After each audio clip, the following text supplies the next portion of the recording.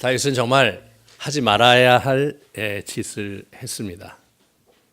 하루 저녁에 참 우리아의 아내 바세바와 잠시의 자기의 격정을 누를 수 없어서 저지른 실수는 그의 인생을 정말 회복할 수 없는 길로 이렇게 몰아붙이는 결과를 초래하고 말았습니다. 다윗이 참 위대한 영적 거장이었고 그가 하나님 앞에 대단한 그런 성과를 거둔 성취도 대단한 왕이었지만 자신의 이런 나약한 죄 앞에서는 여지없이 무너지고 어떻게 해야 될지 몸둘 바를 모르면서 찌질하게 1년을 보냅니다. 참 이게 사실 굉장히 재미난 장면이에요.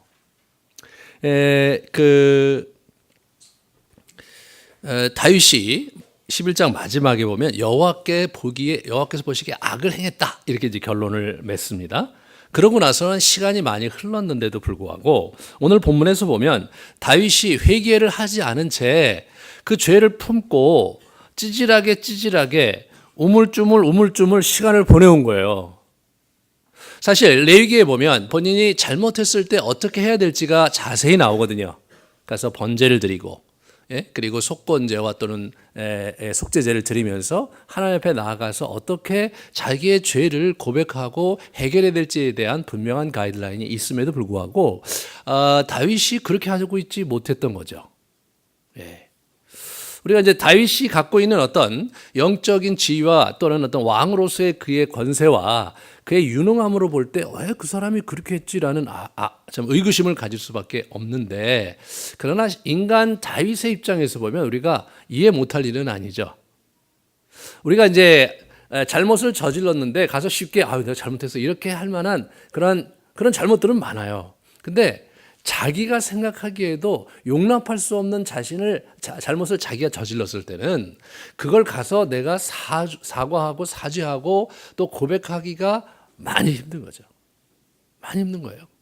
다윗이 지금 그와 같은 상황에 있었는데 자그마치 1년여를 있었어요. 자기가 임신시킨 그 아이가 태어났고, 그죠? 10개월이 기본적으로 간 거 아니에요? 그리고 나서 또 이제 차일피를 하다 보면 아무리 못해도 1년이라는 긴 시간이 흘렀습니다. 하나님은 그 1년을 참으시면서 기다리신 거예요. 근데 그분의 심기가 노출되는 게 7절, 8절입니다. 나단이 다윗에게 이르되 당신이 그 사람이라 이스라엘의 하나님 여호와께서 이와 같이 이르시기를 내가 너를 이스라엘 왕으로 기름 붓기 위해 너를 사울의 손에서 구원하고, 이렇게 되는데 이게 이제 재미가 없게 번역을 했어요. 이게 그 NASB 보면 더 재밌게 번역을 했거든요. 내가 이스라엘의 왕으로 세운 자가 바로 나다, 이런 얘기예요. 내가 너를 사울에서 건진 사람이 바로 나다, 이런 얘기를 하시는 거예요. 이게 지금 심정적으로 굉장히 불쾌하신 거예요, 이분이요. 어떻게 그렇게 내가 너한테 해줬는데 너 그럴 수 있냐? 그 다음에 내 주인의 집을 내게 주고 내 주인의 아내들을 내 품에 두고 이스라엘과 유다 족속을 내게 맡겼느니라. 만일 그것이 부족하였을 것 같으면 내가 내게 이것저것을 더 주었으리라. 더 주었으리라. 이렇게 얘기를 합니다. 그러니까 내가 이것도 주고 저것도 주고 너한테 줄 거 다 줬다. 다 줬고 정말 그게 부족할 것 같으면 내가 얼마든지 더 줄 수 있었다. 근데 너가 왜 하지 말고 네가 가져서는 안 될 것을 네 멋대로 그것을 가져갔느냐, 이 나쁜 놈아, 이렇게 되는 거거든요. 이제 하나님의 심기가 그랬어요. 근데 이제 다윗이 이제 전전긍긍 있는 거죠. 있는 거예요. 그러니까 이제 참다 못해서 하나님이 누굴 보내시냐면 이 나단 선지자를 보내시는 거예요. 그러니까 이게 여러분이 이 문제의 해결의 주도권이 다윗에게 있지 않고 하나님에게 있었다는 것이 이 장면에 굉장히 중요한 장면입니다.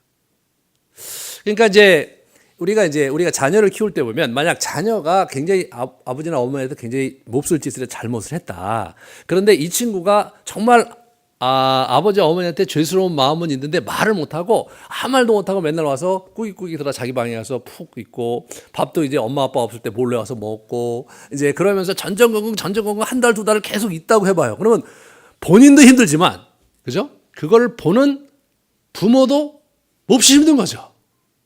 견딜 수가 없는 거예요. 왜? 내 자식이고 내 사랑하는 아들이잖아요. 그러니까 이게 이제 우리가 이 역동을 잘 이해하셔야 돼요. 우리가 죄를 지면 우리도 물론 힘들고 문제지만 이분도 이분 나름대로 굉장히 힘들어요. 예? 그 심정을 이해하셔야 돼요. 그러니까 이분이 이제 참다 못해서 선지자를 보내는 거죠. 그래서 나단이 와서 이제 이야기를 이제 하면서 이제 문제를 지적하는데 재미난 것은 나단이 1절에서 4절에 보면 이야기식으로 문제를 풀어가거든요. 한 우화처럼 한 어떤 다른 도시에서 있었던 이야기처럼 그래서 한 굉장히 부자와 한 가난한 자가 한 도시에 살고 있는데 뭐 이렇게 해가면서 문제를 풀어갑니다. 왜 이렇게 이 사람이 이야기를 풀까? 지금 뭐 다윗이 잘못했는데 그걸 얘기하는데 굳이 이런 식으로 할 필요가 있나? 이렇게 우리가 질문해 볼 수 있는데 이게 아주 재미난 거예요.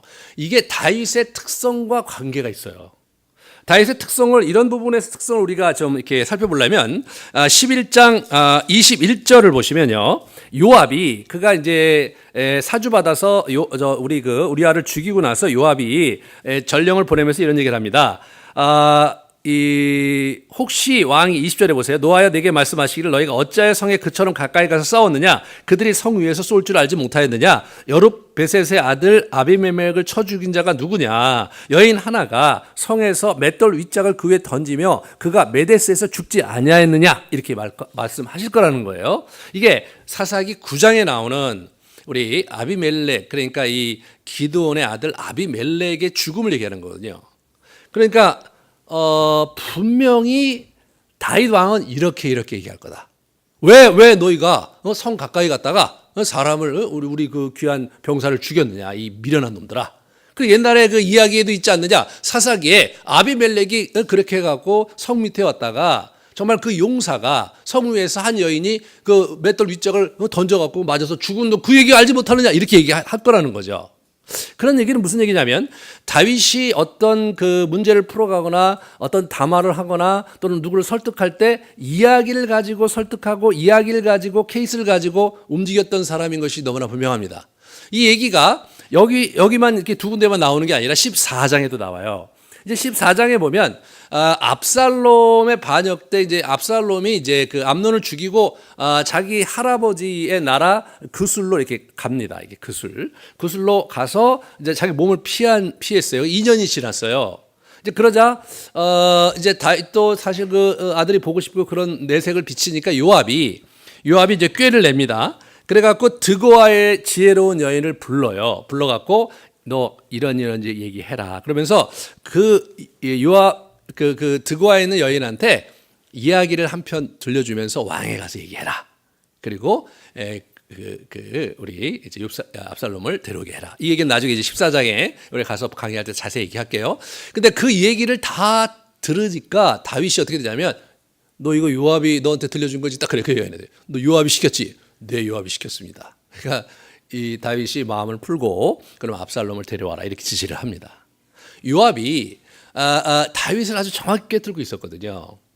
그러니까 요압이 다윗을 설득할 때는 이야기를 들려주면서 어떤 우화적으로 얘기하면서 그를 설득하는 그런 기법을 쓰고 있는데 재미난 것은 하나님도 그걸 쓰신다는 거예요. 네? 하나님도 나단 선지자를 통해서 그렇게 그러니까 보통 이제 지시를 내리실 때 이 선지서에 보면 하나님께서 이렇게 하라고 구체적인 그런 가이드라인을 주시거든요. 그 얘기를 가서 그대로 시켜서 한 거예요. 이게 이 사람이 신탁을 받아서. 근데 그게 이야기인 거예요. 참 하나님이 너무나 섬세하신 분이시죠. 우리의 그 어떤 의사소통 코드에 맞춰서 그렇게 이제 하시는 분이세요. 그러니까 여러분과 제가 자기 나름대로 하나님께 우리를 소통하시는 방법이 있으신데 문제는 뭐냐면 우리가 우리 자신을 몰라요. 내가 이런 사람이기 때문에 이렇게 내가 이런 코드를 갖고 있기 때문에 이렇게 하실지 잘 몰라요. 그걸 익히는데 우리가 좀 시간이 필요해요. 시간이. 하지만 그런 시간이 지나고 나면 하나님께서 내게 이렇게 말씀하시는 방식과 사인을 알기 때문에 그렇기 때문에 이렇게 분별하기가 생각보다 훨씬 수월해집니다. 지금 하나님께서 지금 뭐냐면 다윗의 코드에 맞춰서 이야기를 들려주는 거예요. 아주 큰 부자가 한 사람이 있었고 그는 굉장히 많은 소떼와 그리고 양떼를 데리고 살고 있었다. 근데 한 가난한 친구가 있었는데 이 친구는 돈이 없었다. 양떼 소떼도 없었는데 어느 날 돈을 마련해서 애지중지 양 한 마리를 샀다. 그 양 한 마리를 갖다가 자기들 식탁에서 같이 먹고 먹는 거 같이 먹고 잘 때도 자기 침대에 같이 누워서 자고 그렇게 하면서 애지중지 키우고 있었던 한 그 양 한 마리를 키우고 있는 자가 있었는데 그런데 어느 날 나그네가 와서 이 부잣집에 와서 이제 이리 오너라 하면서 이제 와갖고 손님으로 와서 대접할 때 이 부잣집 주인이 자기 양떼 소떼에 관심이 있는 게 아니라 그 이웃집에 그 한 마리 있는 양에 관심이 있어서 그 양을 잡아다가 그 나그네를 이렇게 먹였다. 여기까지 했는데 우리 다윗이 극도로 화를 냅니다. 아주 극도로 화를 내요. 이제 그게 그 오전에 나와요. 오전에 다윗이 그 사람으로 말미암아 노하여 이렇게 나와. 노하여. 이게 참 말이 이게 이런 게 아니라요. 원어 보면 어떻게 되냐면 이게 폭발하는 거예요. 영어로는 아주 burn against 해갖고 아주 그냥 강력하게 이 분노가 팍 폭발한 그런 거 얘기하거든요. 그 얘기를 듣고 참지 못해서 분노가 확 폭발하면서 그 녀석은 죽어 마땅하다. 그러면서 4배를 갚아야 된다. 막 이런 얘기를 이분이 이제 하시는 장면으로 이야기가 진행되고 있는 걸 보게 됩니다. 하나님께서는요. 이 회개하지 않고 숨겨진 죄를 드러내시기를 원하세요. 드러내기를 원하세요. 그러니까 우리가 사실 죄를 지면 가장 좋은 전략은 뭐냐면 빨리빨리 회개하고 문제를 처리를 해야 되는데 그렇게 하면 사실은 큰 문제가 없었는데 이게 죄를 감추려고 하다가 문제가 되는 때가 많잖아요. 지금 다윗도 그럴 거 아니에요. 죄를 처음에는 감추려고 하다 안 되니까 결국 살인까지 간 거거든요.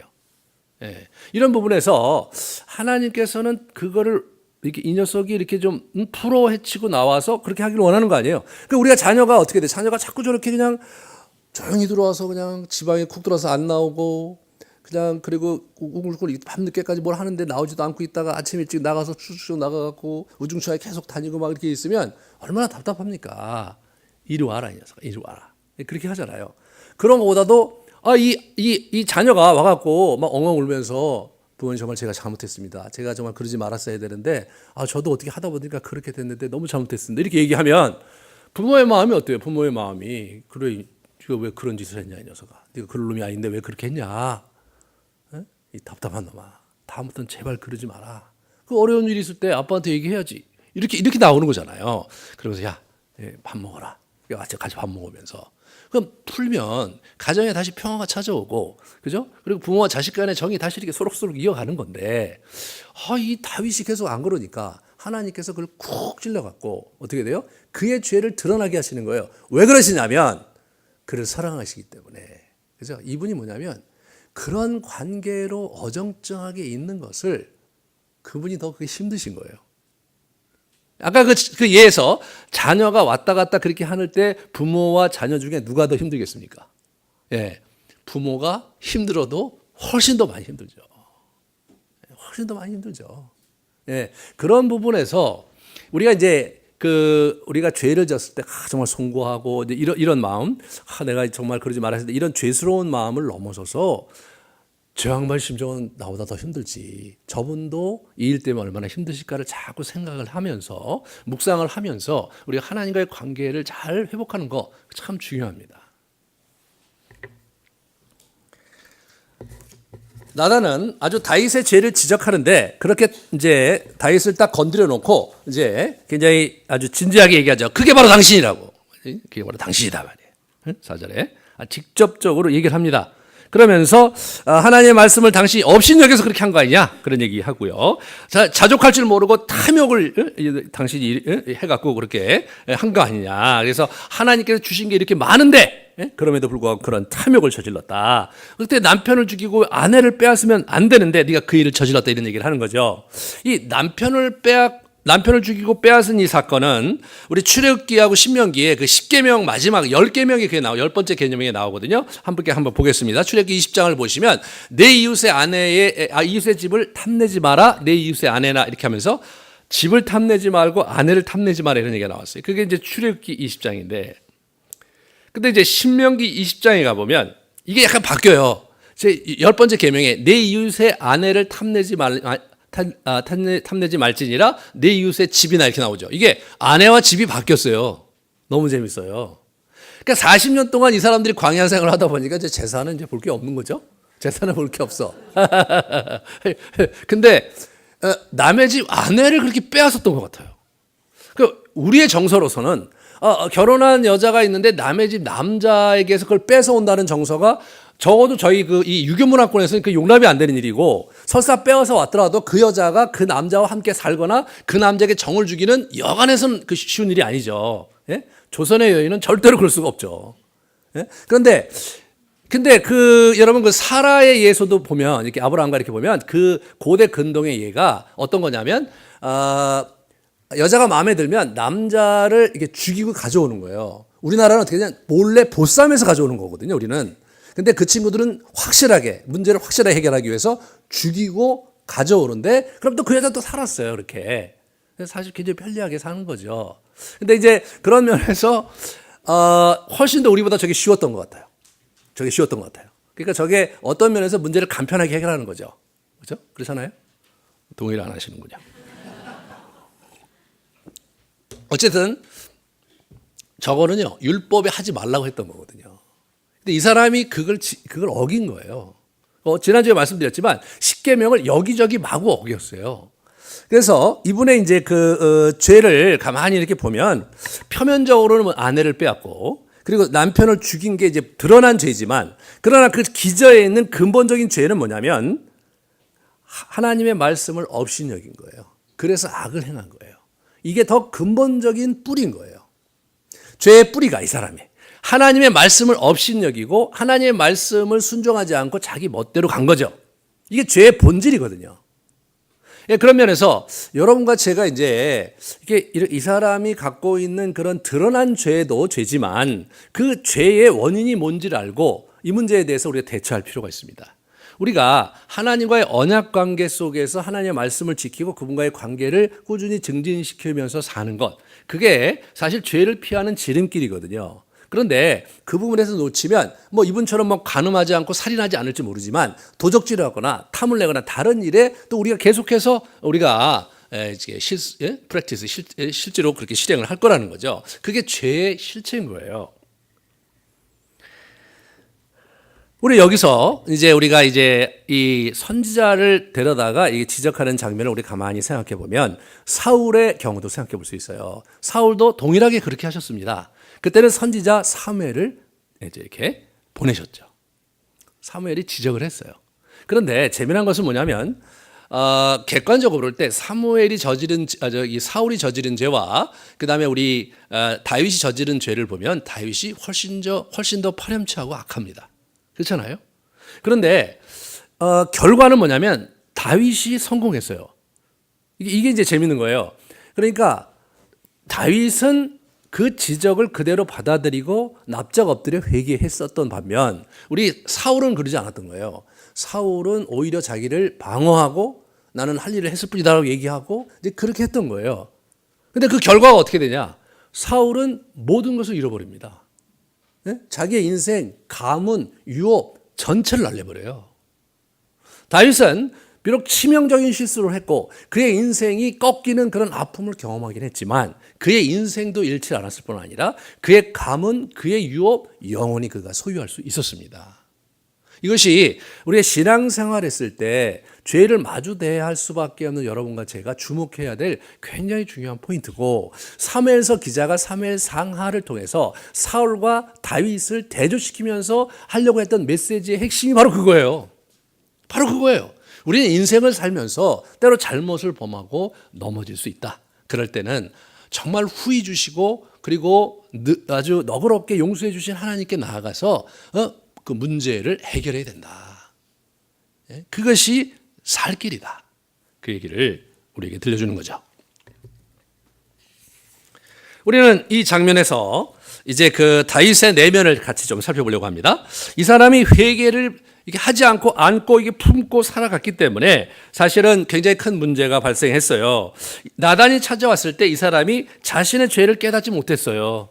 이 사람이 정상적으로 자기의 죄에 대해서 관망하면서 고민하는 그런 상태였다면, 그런 얘기 들렸을 때, 저게 내 얘기네. 저게 내 얘기지.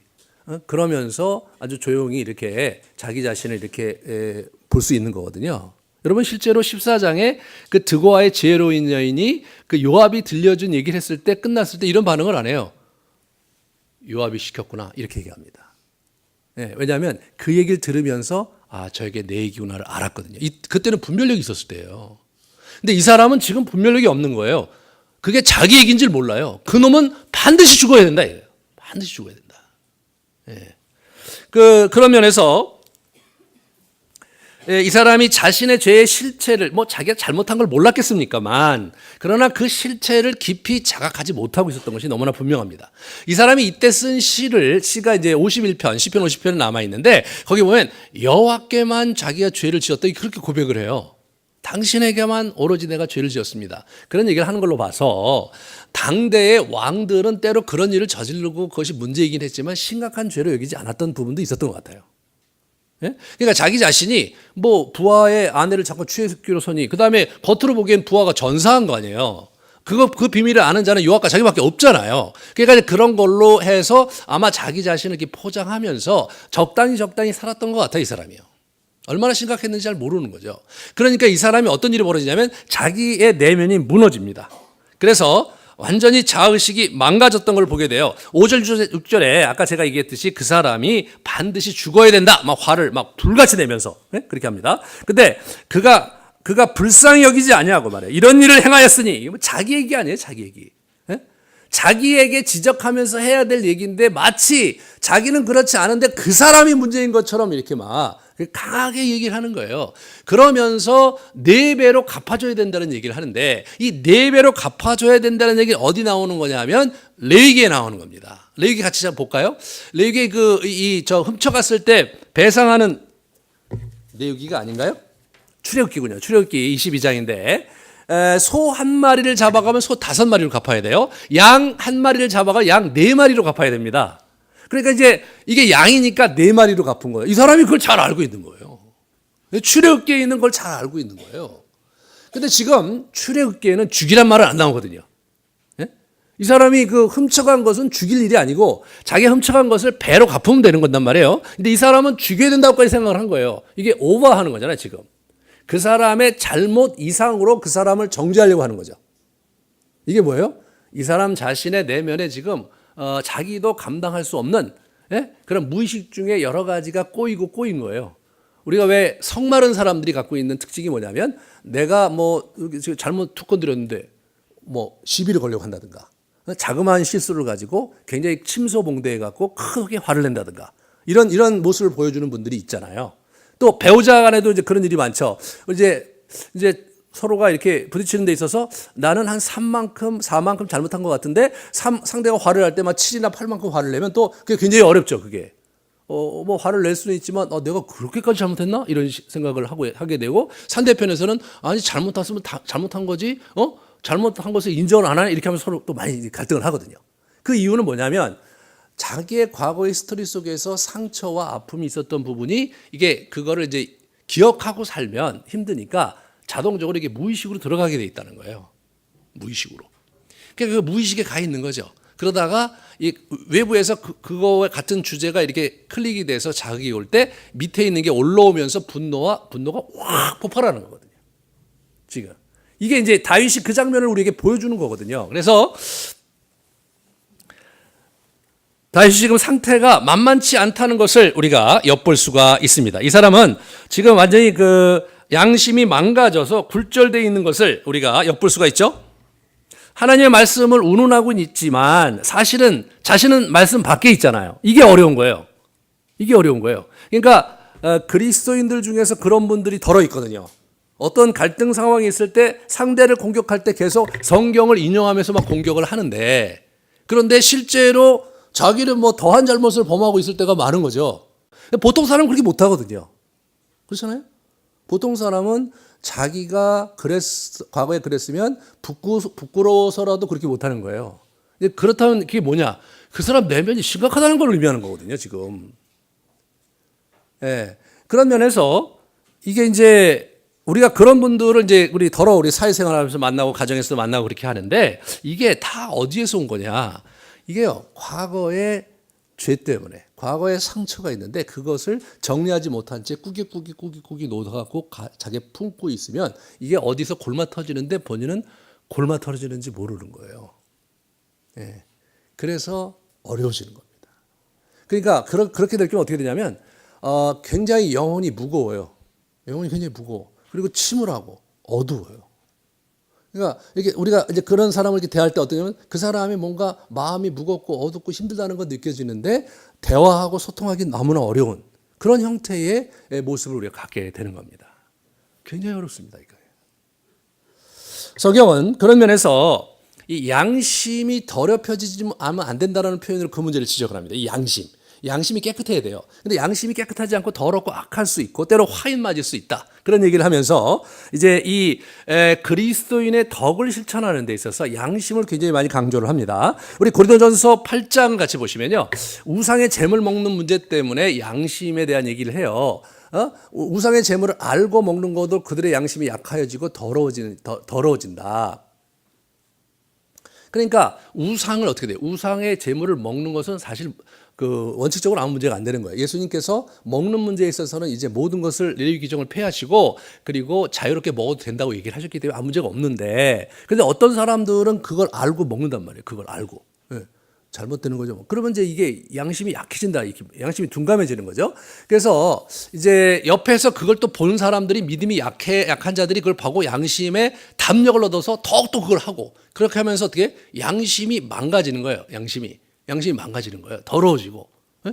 그러면서 우리가 어두워지는 겁니다. 예, 그 다음에 이렇게 넘어가 보시면 이 실제로 이 우리 복음의 열매라는 것은 이 교훈의 목적이라는 것은 뭐냐면 사랑인데 우리의 복음의 핵심은 사랑이잖아요. 그 사랑은 삼겹줄의 사랑인 거예요. 어떤 거냐면 첫 번째 청결한 마음으로서 나오는 사랑이고, 두 번째 선한 양심에서 나오는 사랑이고, 세 번째 거짓이 없는 믿음에서 나오는 사랑이 그게 성경에서 추구하는 사랑입니다.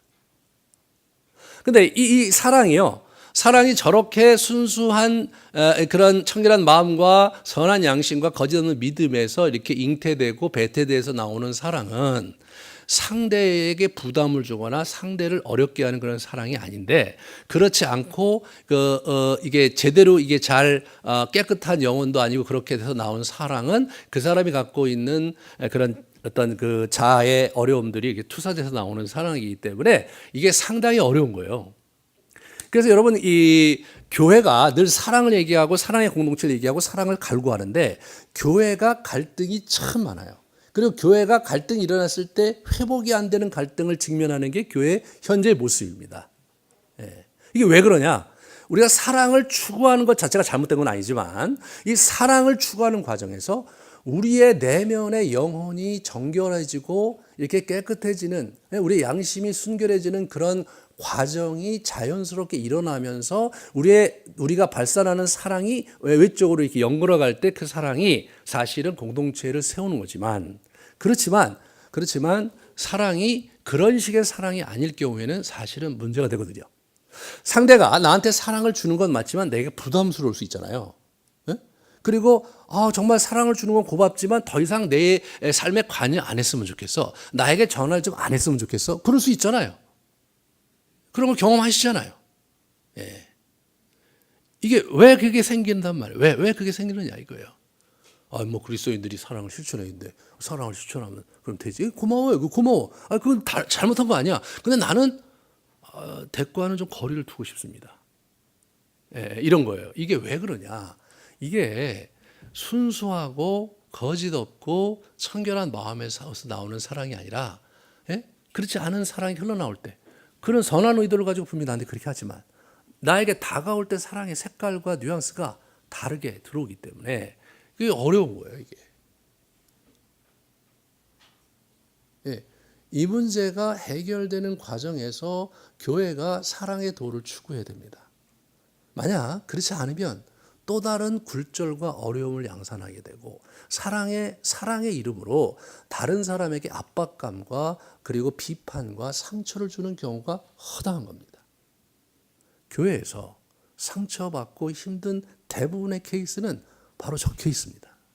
마음도 주고 그리고 충분히 자기가 헌신했고 잘 지내다가 이게 틀어지면 굉장히 어려운 거예요. 그러니까 우리의 도가 좀 더 깊이 있고 순결하고 순수하게 내 영혼을 갈고 닦고 성찰하는 그런 도가 장착이 되면서 글로 성장해야 되는데, 이것이 장착이 안 된 상태에서 성장을 하게 될 경우 반드시 저 문제가 생깁니다. 그래서 이 성경은 어떤 얘기를 하냐면 선한 양심을 가지라고, 이게 주도적으로 그걸 추구하라고 얘기를 하거든요. 자, 우리 그 히브리서에 보시면 우리가 마음의 뿌림을 받아 약한 양심으로부터 벗어나고, 이게 약한 양심으로부터 벗어나야 된다는 거예요. 몸은 맑은 물로 씻음을 받았으나 참 마음과 온전한 마음으로 하나님께 나아가자. 예, 참 마음과 온전한 마음으로 믿음으로 하나님께 나아가자. 우리의 마음을 순결하게 할 것을 얘기하고 있는 거죠. 선수하게 할 것을 얘기해요. 그 다음에 뭐냐면 좀 더 공격적으로 선한 양심을 가져라 이거예요. 그러니까 자기가 선한 양심을 고수하라 이거예요. 선한 양심을. 그 책임이 나에게 있다. 내가 마음을 관리할 그런 책임이 있다는 얘기를 하고 있는 거예요. 그만큼 이 영혼의 순결함과 순수함이 중요한 거예요. 그 다음에 이 다른 사람의 양심을 이렇게 볼 때 화인 맞은 사람도 있다는 얘기를 디모데 전서에서 해요. 그러니까 그걸 그냥 방치를 하면 어떤 일이 벌어지나, 선한 싸우며 믿음과 착한 양심을 가지라.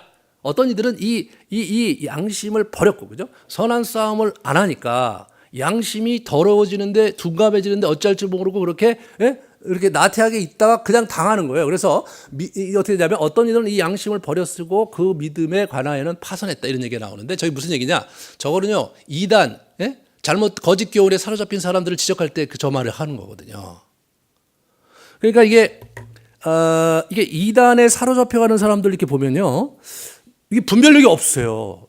누가 봐도 이상한 얘기를 하는데, 누가 봐도 이상한 하는데, 그런데 그걸 믿고 따라가서 그걸 하는 거란 말이죠. 그러면 아니 저분이 그 대학도 나오시고 저분이 저기 굉장히 똑똑하신 분 같은데 어떻게 저런 데 가서 있나, 그런 생각을 안 할 수가 없는 거예요. 이게 뭐예요?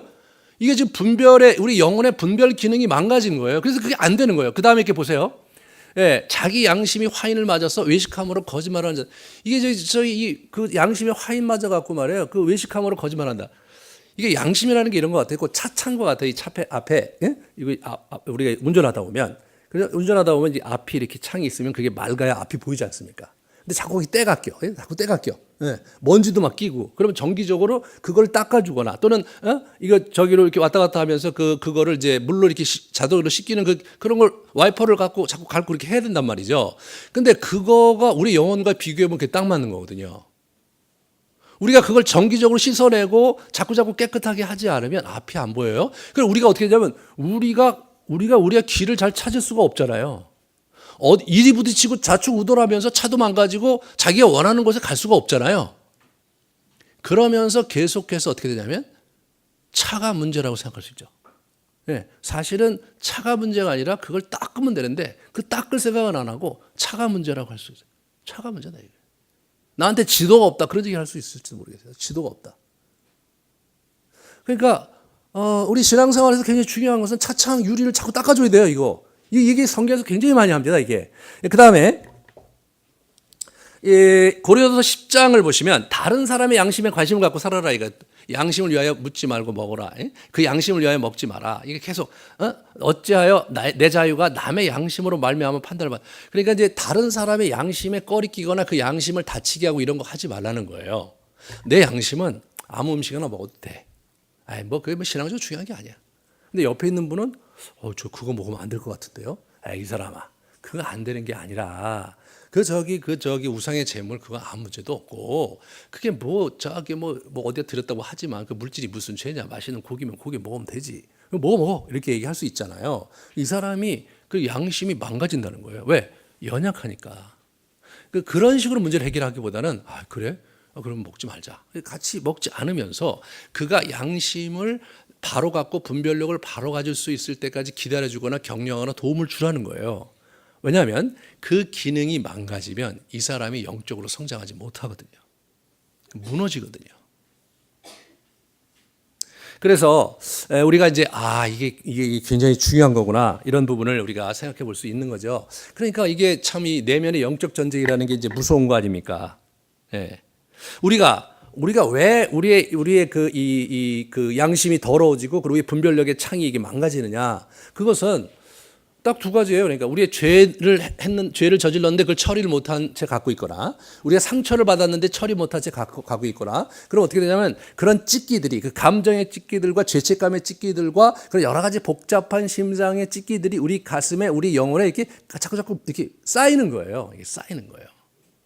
그래서 저 성경에 보면 보혈의 공로로 씻어낸다는 표현을, 예수님의 보혈로 씻어내야 되는 게 맞는 거예요. 이걸 이게 퓨리파이 해야 돼. 이걸 정화시켜 나가야 되는 거예요. 그럼 우리가 가만히 있으면 그냥 정화가 되느냐, 그런 게 아니라 능동적으로 우리가 기도 생활을 그런 방향으로 맞추면서 계속해서 자기 자신의 영혼을 그분의 빛에 자꾸 이렇게 노출시켜서, 그래서 자연스럽게 그러한 영혼이 자꾸 이렇게 치유되고 회복돼 갈 수 있도록 우리가 신앙생활을 해야 된다는 거죠. 그 부분에서 사막의 수도승들이 우리에게 굉장히 많은 유산을 남겼어요. 그 부분에서. 그러니까 이분들은요, 그것만 뒤집다 팠단 말이에요. 그러니까 그게 뭔지를 이분들이 잘 알고 그것을 우리에게 이제 전달해 준 거예요. 그러니까 우리가 뭐 사막의 수도승처럼 살아라 그런 얘기 하고 싶은 게 아니고요. 그건 그런 특별한 부르심이 있는 분들이 하는 거고, 그 당대에도 모든 사람이 거기 가서 한 건 아니었거든요. 그러니까 여러분 오해 없으시기 바라요. 그 얘기를 하는 게 아니라 그분들이 그렇게 함으로써 얻은 통찰들을 교회에 그걸 전수를 했는데, 그 교회에 전수된 그 통찰과 유산이 지난 2000년 교회 약속 속에 쑥 흘러왔고, 우리가 그것을 잘 흡수하고 그것을 잘 이게 받아들여서 그렇게 가는 것, 그것이 유익이다. 그 얘기를 하는 거. 좀 이따 제가 적용을 해줄게요. 그러니까 이런 거예요. 그러니까 우리가 이제 이 스마트폰을 갖고 있잖아요. 그 스마트폰을 갖고 우리가 잘 이용하고 유익하게 살잖아요. 그렇지만 여러분들이 다 스마트폰을 만들 수는 없잖아요. 그죠? 그러니까 스마트폰을 이렇게 만들어 놨으니까 우리는 뭐예요? 스마트폰 이용법을 잘 알아서 활용하면 되듯이, 그거예요. 그분들이 뭐예요? 그분들이 평생을 해갖고 굉장히 중요한 고안품들을 만들어 냈거든요. 네. 근데 그런 고안품들을 가지고 우리는 잘 활용하면 되는데, 그거를 활용하지 못한 채 그 이집트 사막에 묻어둔 채 그리스도인의 삶을 하는 거는 뭐냐면, 그분들이 살아갔던 여정에서 겪어야 될 모든 영적 싸움과 그리고 영적 혼란과 어두움들을 내가 스스로 혼자 겪으면서 이 시대를 살아가겠다, 그렇게 하는 거거든요. 그것은 제가 볼 때는 좀 지혜롭지 못한 행동이라는 거죠. 네, 그런 거예요. 여러분, 이 얘기를 우리 오늘 본문 얘기를 모르는 게 뭐가 있습니까? 그렇잖아요. 근데 우리는 그게 안 되는 거예요. 아니, 우리가 몰라서 죄를 짓습니까? 아니, 뭐 다윗이 몰라서 그 짓을 했습니까? 안 되잖아요. 그 저질렀단 말이에요. 저질르면 어떻게 또 그 다음에 가야 되는 거예요? 이 굉장히 어려운 문제잖아요. 그럼 가서 예수님 하나님께 용서를 빌고 용서받고 가면 되지. 그거 몰라요? 그런데 뭐예요? 마음이 안 움직이잖아요. 마음이 안 움직인단 말이에요. 그것을 우리가 잘 지혜롭게 헤쳐가야 되는데, 우리의 선배들이 그 길을 갖고 그것을 우리에게 잘 전수된 부분들을 우리가 잘 장착하면 큰 유익을 누린다. 그 얘기를 제가 여러분에게 드리고 싶습니다. 자, 그 다음에 죄의 대가를 치르게 하시는 하나님을 하나님이 그럼 어떻게 다루시는가를 잘 보고 우리 죄 문제를 해결해 가야 되는데, 첫 번째, 암몬의 칼로 우리아를 죽인 것에 대응해서 뭐예요? 네가 칼로 그렇게 했으니까 네 집에 칼이 떠나지 않게 하겠다. 계속적인 구테타와 칼부림이 있게 하겠다. 그렇게 얘기하세요. 남의 아내를 빼앗은 것에 대해서 보응을 하세요. 그죠? 보응을 하는데, 여기서 이제 조심할 게 있어요. 11절에 보시면, 여호와께서 또 이와 같이 이르시기를, 보라, 내가 너와 내 집에 재앙을 일으키고 내가 내 눈앞에서 내 아내를 빼앗아 내 이웃들에게 주리니, 이렇게 나오죠. 여기 이웃들에게 주리니 하니까 이게 굉장히 일이 커져요. 그럼 다윗의 아내들을 뭐냐면 여러 사람들에게 이렇게 막 던져주고 막 데리고 놀게 이렇게 만들게 하겠다는 얘기처럼 들리잖아요. 되게 의학스럽게 들리잖아요. 근데 실제로는 그렇지 않고요. 실제로는 이게 단수예요. 이웃이란 말이. 왜 이거 들으러 왔는지 모르겠어요, 이분들이. 자, 봐요. 세번역에는 내가 너의 아내들도 빼앗아 너와 가까운 사람에게 주리니, 해서 단수예요. 압살롬이 그렇게 하거든요. 예. 그래서 그렇게 이제 하는 겁니다. 자, 그 다음에 이렇게 보시면 그 대가를 지불하게 하죠. 원수의 비방거리 14절을 보시면, 이 일로 말미암아 여호와의 원수가 크게 비방할 거리를 얻게 하였으니 당신이 낳은 아이가 반드시 죽으리라. 그래서 이제 원수의 비방거리를 얻기 때문에 당신 죽을 거다 그런 얘기, 당신 아들이 죽을 거다 이런 얘기를 해요. 우리는 다 알 수 없지만 원수가 참소하거든요. 성경에 여기저기 그런 표현들이 나와요. 악한 영이 하나님의 참소합니다. 그러니까 하나님의 백성들이 잘못했는데도 불구하고 그냥 놔두면 악한 영들이 참소하는 거예요. 고소하는 거예요. 고소하면 그거를 하나님의 법정에서 그걸 처리하는 그런 과정이 있는 것으로 나와요. 근데 구체적으로 그것이 어떻게 진행되는지 우리는 잘 몰라요. 여기도 그 얘기가 나오는 거예요. 그러니까 분명히 다윗이 죽어 마땅한 일을 저질렀는데 다윗은 그냥 일반 그냥 이렇게 그냥 보통 평범한 집 가장이 아닌 거예요. 이 사람은 하나님과 특별한 언약 관계로 들어갔고 이 사람은 지금 하나님께서 특별히 그의 인생 속에서 개입하시고 하나님의 나라를 이끌어가는 주도적인 리더란 말이죠. 근데 이런 사람이 그런 잘못을 범했는데 그냥 방치할 수는 없다는 얘기가 참소됐던 것 같아요. 그래서 하나님으로서는 어떤 대가를 지불하게 하시는데 구체적으로 그의 아들의 목숨을 가져가시게 한 거죠. 우리는 잘 알 수 없어요. 왜 그게 아들을 데려가느냐. 차라리 그냥 다윗을 데려가야 되지 않느냐. 우리 뭐 그런 거에 대해서 잘 모르겠어요. 하지만 뭔가 대가를 지불하는 데서 하나님의 선택은 다윗이 아니라 그 아들로 했다는 것이죠. 실제로 신약에 넘어오면 예수 그리스도의 보혈의 공로가 있기 때문에 굳이 그럴 필요가 없었을 텐데 하나님으로서는 궁여지책으로 그렇게 하신 것 같아요. 지금 우리는 예수 그리스도가 있기 때문에 사실 다윗처럼 그렇게 심각하게 문제를 받거나 그럴 필요는 사실은 없는 거죠.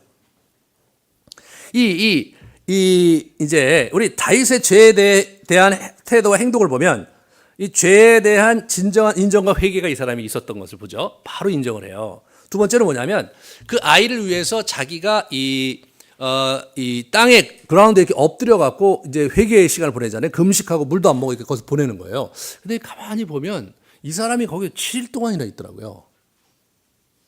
여기 우리가 이제 몇 시간을 거기 이렇게 누워서 있는 거 여러분 해보시면 알겠지만 한 1시간, 2시간 이렇게 해보신 분들 알겠지만 이렇게 있으면 배가 차서 더 이상 있기 어려워요.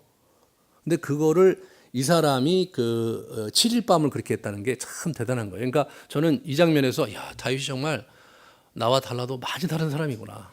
야, 이분은 정말 대단한 분이구나. 저는 이때 아마 시편 51편을 쓰지 않았나 싶어요. 밧세바에 대한 밧세바 때문에 이렇게 회개하는 그 시가 51편이거든요. 다음 주에 그걸 갖고 우리가 같이 할 겁니다. 근데 그 시를 아마 이때 이 사람이 쓰지 않았는가. 그렇게 회개를 하고 자기 애가 죽었다고 하니까 옷을 챙겨 이제 그 온몸을 씻고 챙겨 입고 이분 참 재밌어요. 이렇게 여호와의 집에 들어가서 성막에 들어갔겠죠. 들어가서 그분을 경배합니다.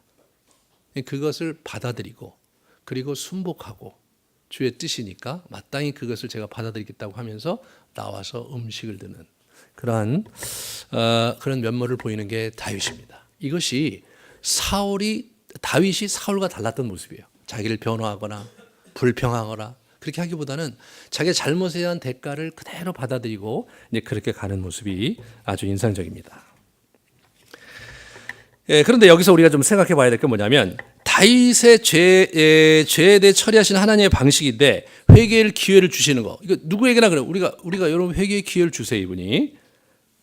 그리고 회개를 하잖아. 그럼 용서하면 받아주셔. 그런데 뭐냐면 대가를 또 지불하게 하시는 거예요. 대가를. 그거는 공의롭게 그게 맞는데 우리가 대가를 지불해야 되는구나. 그걸 받아들이셔야 돼요, 우리가.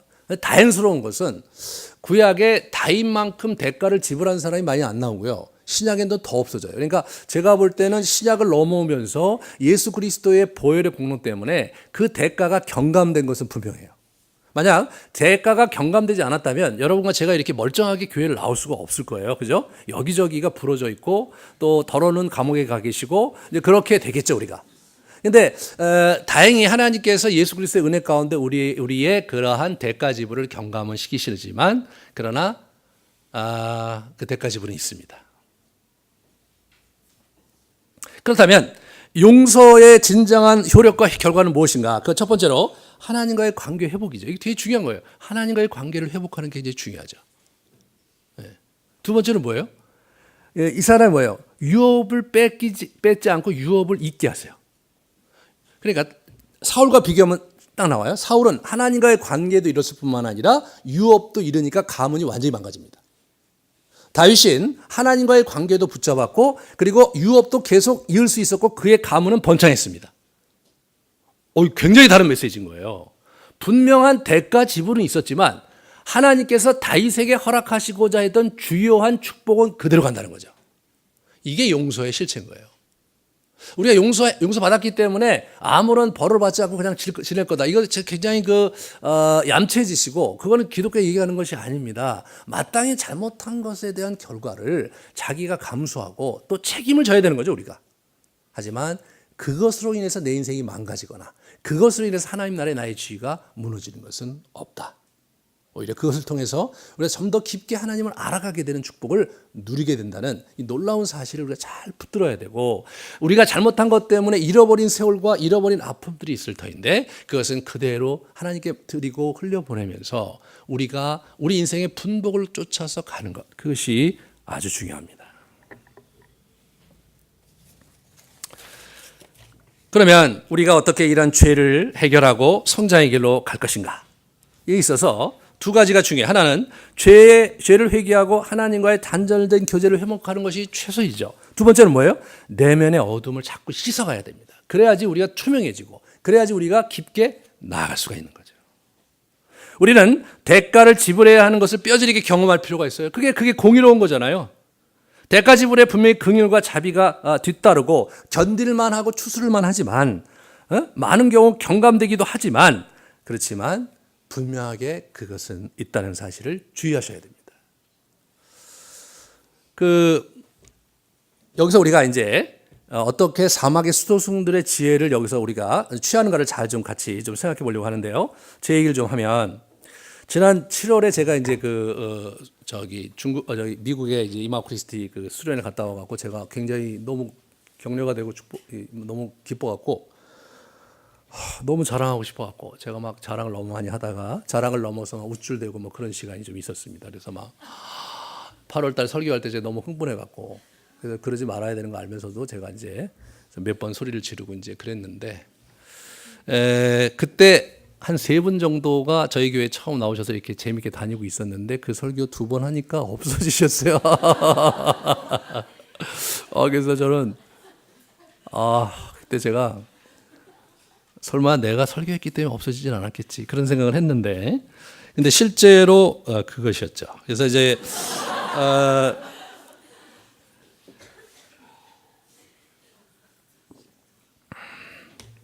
제가 이제 10월달 이거 영성 세미나 준비하면서 이제 계속해서 9월달부터 이제 사막의 수도승들 책을 계속 읽으면서 참 많은 걸 배웠는데, 그것도 제가 이제 그거 보다가 제가 알게 된 거예요. 그게 내가 자만심 이게 문제가 돼서 그렇게 된 거로구나 하면서 제가 저 자신을 많이 돌아봤는데, 저의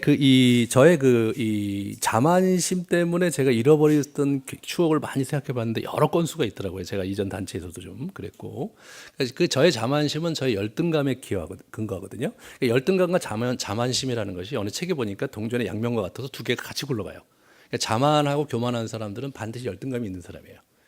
그러니까 이제 제가 어렸을 때 그 아픔 때문에 제가 이제 열등감이 굉장히 많았는데, 그거를 잘 극복하면서 또 감사하게도 열등감을 극복하는 과정에서 열정을 가지고 제 인생을 꾸려온 것에 참 감사하기도 한 부분이 있었지만, 부정적인 측면은 그거를 커버하다가 어느 날 제가 좀 이렇게 저 자신이 생각하기에 남들보다 잘한 것 같으면 자랑하고 싶은 걸 넘어서서 자만하게 되는 경우가 있고, 그럴 경우 이제 다른 사람에게 그걸 표출하는 과정에서 저는 자랑한다고 하는데 다른 사람은 굉장히 기분 나쁘게 듣는 이제 그런 형태가 있었고, 그것이 저의 인생의 때때로 관계를 망치는 일들이 종종 있었습니다.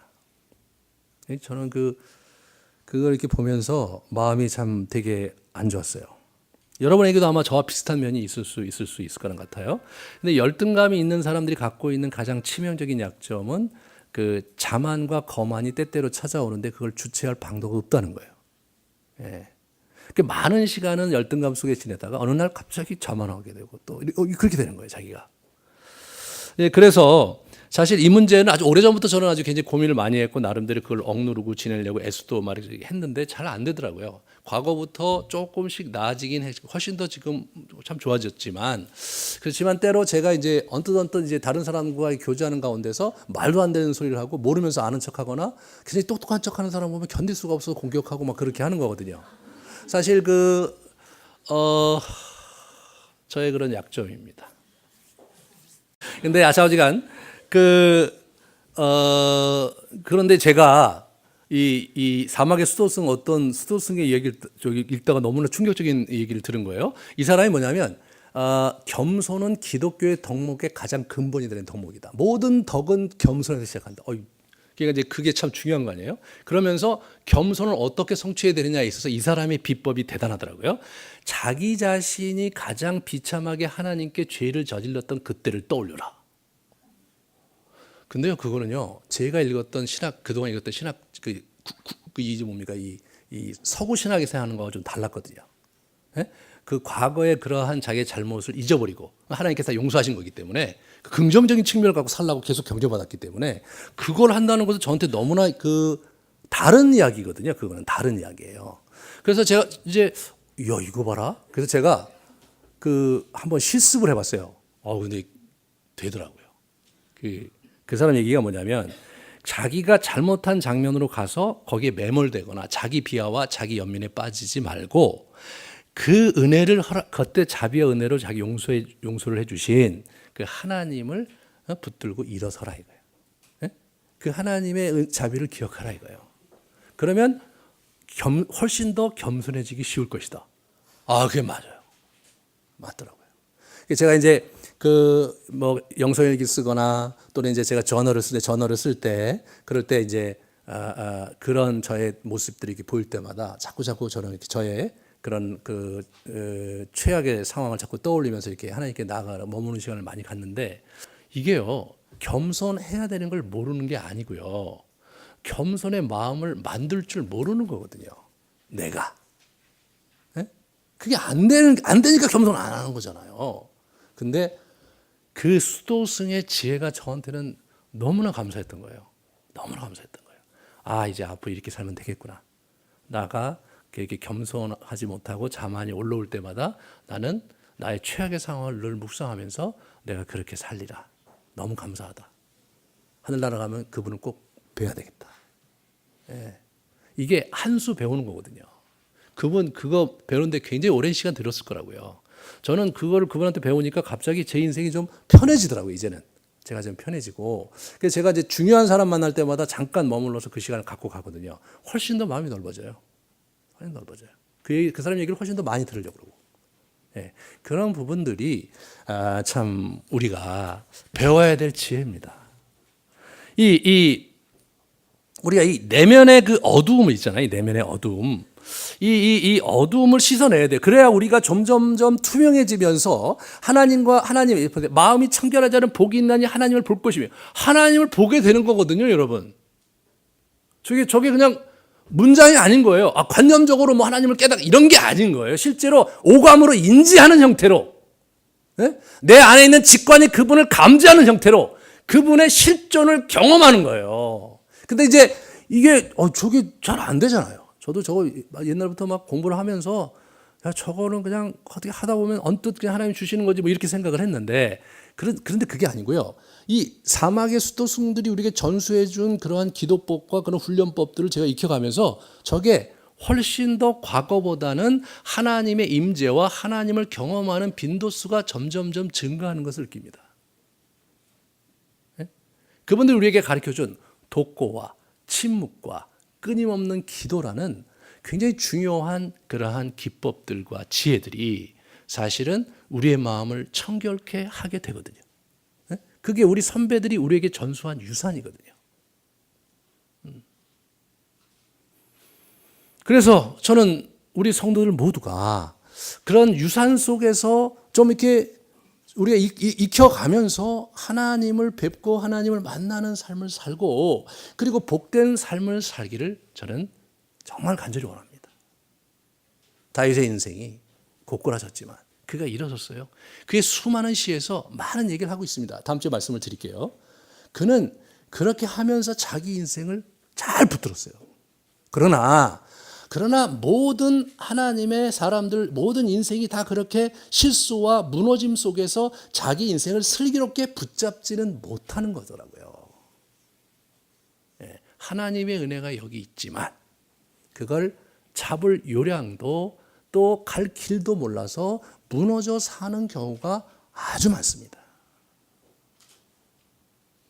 우리 다윗의 예를 통해서 또 다음 주에 계속되는 그런 이해를 통해서 우리가 하나님을 경험하고 만나는 자리에 어떻게 더 깊게 가야 될지에 대한 지혜를 우리 선배들로부터 전수받으면서 정말 풍성한 여러분의 여정을 가기를 주님의 이름으로 축원합니다. 같이 우리 기도하시겠습니다.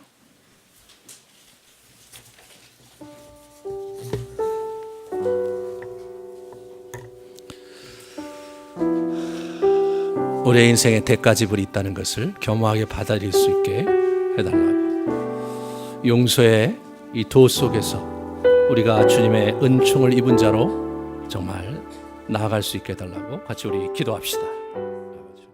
이제는 우리 가운데 오셔서 진정 생명과 치유의 길을 열어주신 예수 그리스도의 사랑과 우리에게 한없는 복을 내려주시며 우리 인생을 마음껏 펼치며 살기 기대하시는 하나님의 놀라우신 경륜과 늘 우리 마음 깊은 곳에 힘을 주시고 새로운 영을 부어주시며 우리를 일으켜 세우기 원하시는 성령의 역사하심이 이 자리에 다윗의 찢기고 무너진 영혼에 공감하며 가슴 아파하는 우리 귀한 형제자매들 머리 위에 이제로부터 영원토록 함께 있을지어다. 아멘.